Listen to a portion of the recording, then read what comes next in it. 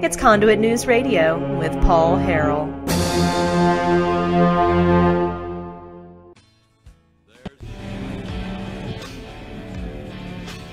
This is great. My opponent is all about mudslinging, but on the farm, this is the only mudslinging we do.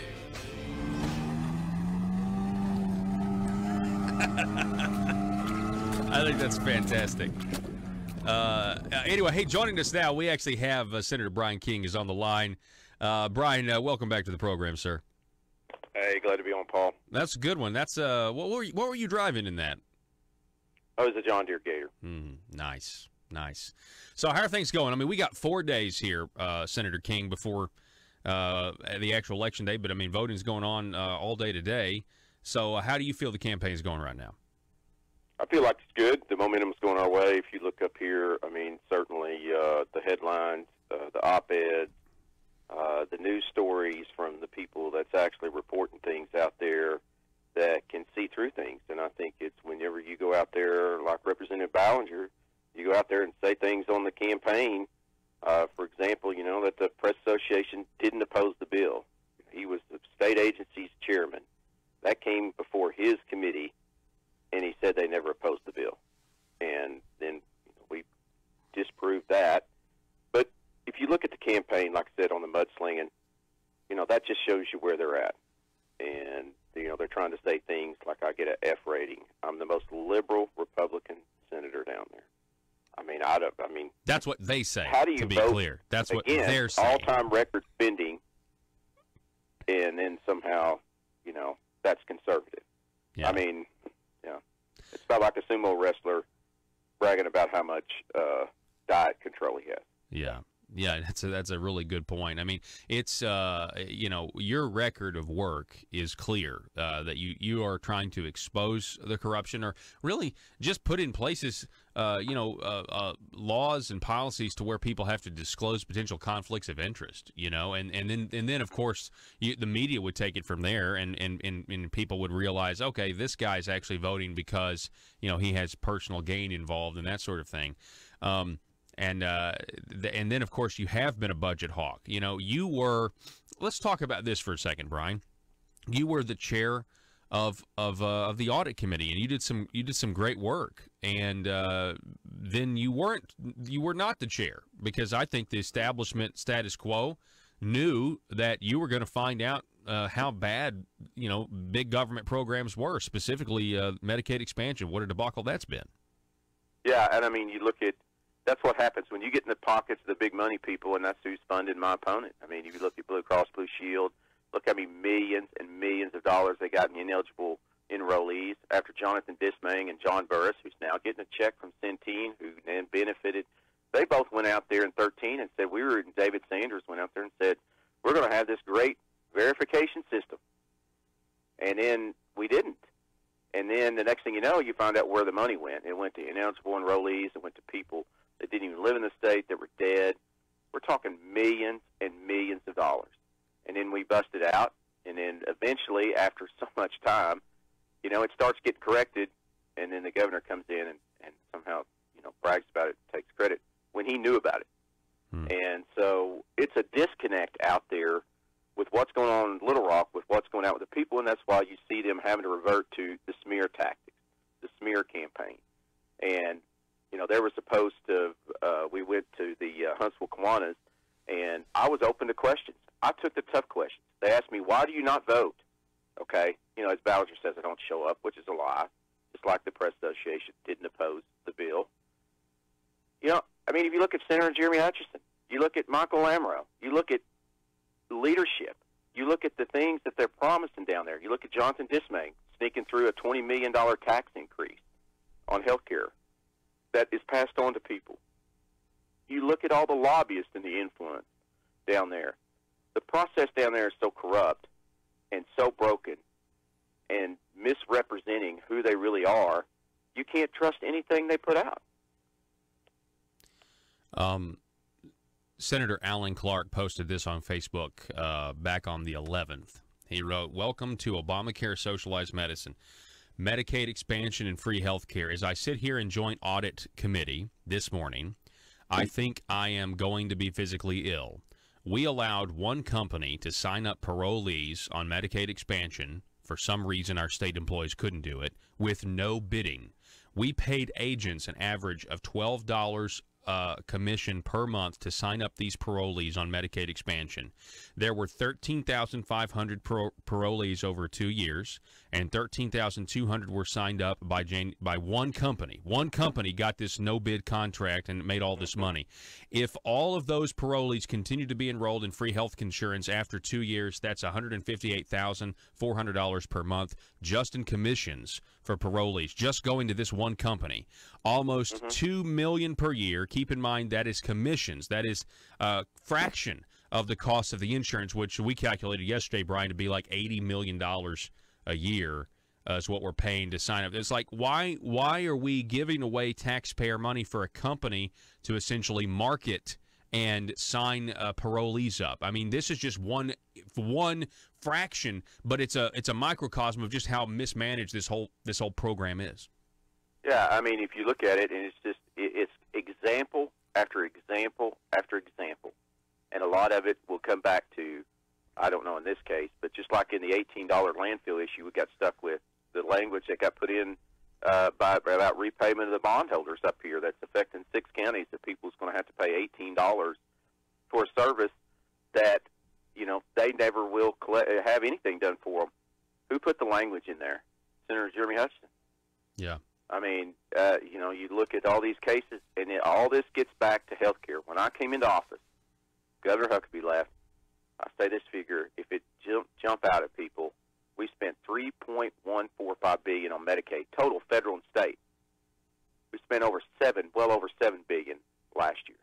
Wow. So, and you get back to the leadership. You get back to who's connected to the healthcare industry. I mean, you look at the connections down there, and that's where it's at. And unfortunately, because of the special interests, the special things of John Burris getting hired by the company that he gave, you know, votes to give millions and millions of dollars to, he promised a great verification system. That never happened. His company that he now represents and cashes big checks for turns around, and guess what? They pay him a lot of money to go out there and keep the same program going. At the same time, we're having cuts to the actual disabled people, the people that need it the most. We have layoffs at UMS. And now story after story of this comes out. It's just really sad. It is. You know, you've mentioned Senator Jeremy Hutchinson a couple of times here. And, of course, he is not commenting to the media on being named as Senator A in the... Well, is the media even questioning besides, I mean, some of you guys over the Arkansas Times? Yeah. I mean, I don't even see the media even questioning, really. They're not really touching it. And, you know, just as I have said for a long time, you know, a lot of people knew and suspected John Woods was carving out a financial niche in an illicit way. It's like that with Senator Hutchinson, but double. And yet nobody really wants to talk about it. And I guess a couple of days ago I was speculating, after this primary is over, how bad is it going to look if then we find out more and we find out that this thing has just kind of been, I don't know, you know, conveniently held until after the primary. And I think there's a lot of people who are going to look really bad when we finally know the truth about preferred family health care, their reach. I mean, Brian, talk about this. You have preferred family health care that's involved with this, you know, Hank Wilkins, Eddie Cooper, Rusty Cranford, all of this other stuff, and yet we're still maintaining contracts with preferred family health care. I mean, these people are under federal investigation. There's a federal court case going on, and yet we're like, well, we still want to maintain our contracts with preferred family health care. That stinks to high heaven. Well, I think there's a new group that's taken over, and I'm not really sure. And this person that's taken over was actually pushed out by all the people that were being investigated. So this person that's come back in, is my understanding. But you're exactly right. I mean, we've been saying this for years. I've been speaking out against it for years. That's why I have the enemies I do. That's why they're funding what they're doing. That's why they're going out here and trying to run a smear campaign.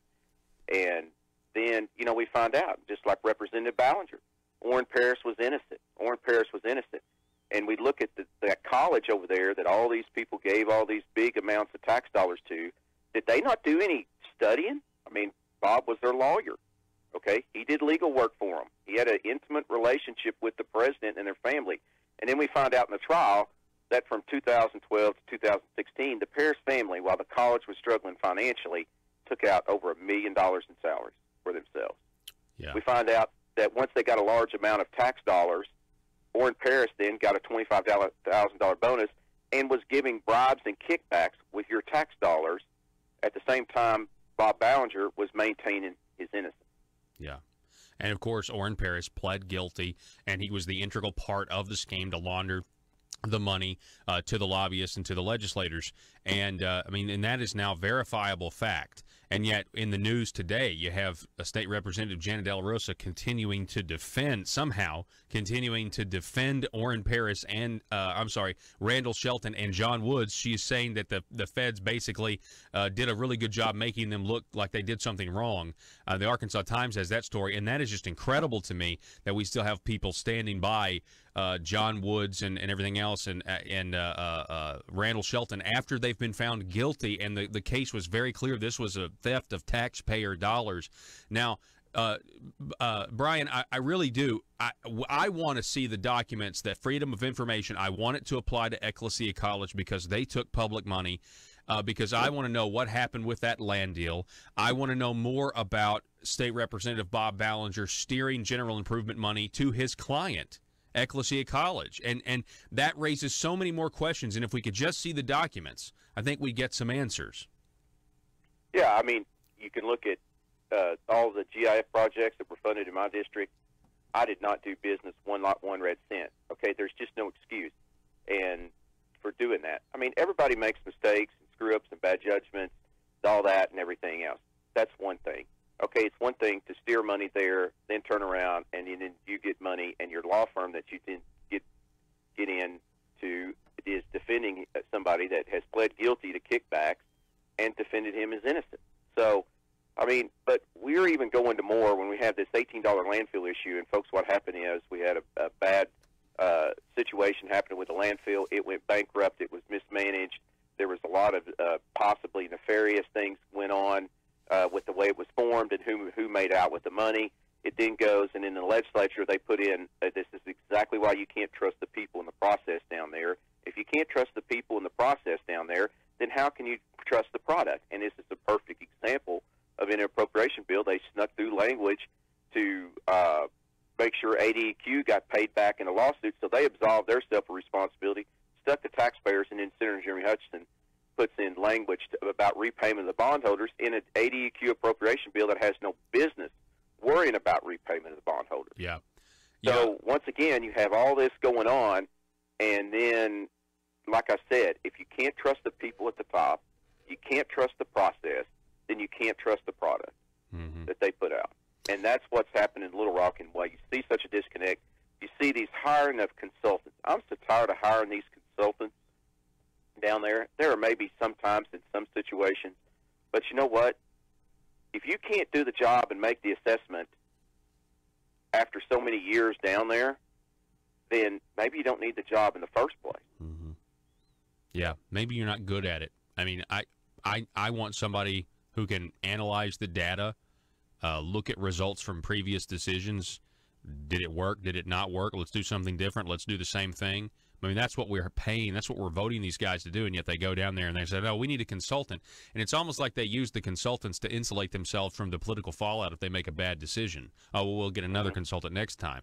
And I don't like that at all. And to your point on the $18 landfill situation and Jeremy Hutchinson slipping that bill or slipping that language through, what he did, just so we're clear, I know you've already said this, but he was guaranteeing the bondholders' investment if something went wrong.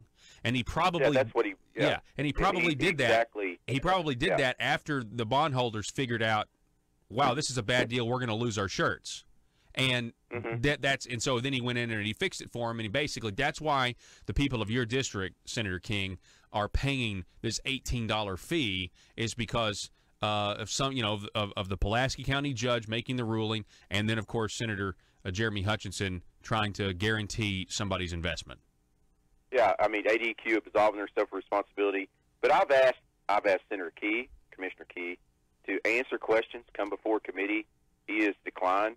I've sent messages to Senator Hutchinson to ask him in a respectful way just to explain what was his motivation and why did he want to make sure and have the drive to make sure the bondholders were paid back, that he actually put an amendment in an ADQ appropriation bill. Why did he do that? And we have no answers. Mm-hmm. And if you have no answers, you have no accountability. And we get back to the FOI part. You know what? You start closing FOI, then you know what? You're closing accountability between your government and what the people want. Senator Bryan King, I so appreciate you coming on the program. 4 days left, so hit the campaign trail hard. I appreciate you. Yeah, thank you, Paul. We are. Folks, Senator Bryan King, he stands up against the status quo, and he stands up against, well, I mean, you know, quite frankly, I saw a flyer where Asa Hutchinson endorsed Bryan King's opponent, Bob Ballinger. I think at this point, that right there is a huge indicator, let alone, and you know, it's no surprise. It's not a surprise because Senator King stands against the good old boy status quo system of the Marble Palace.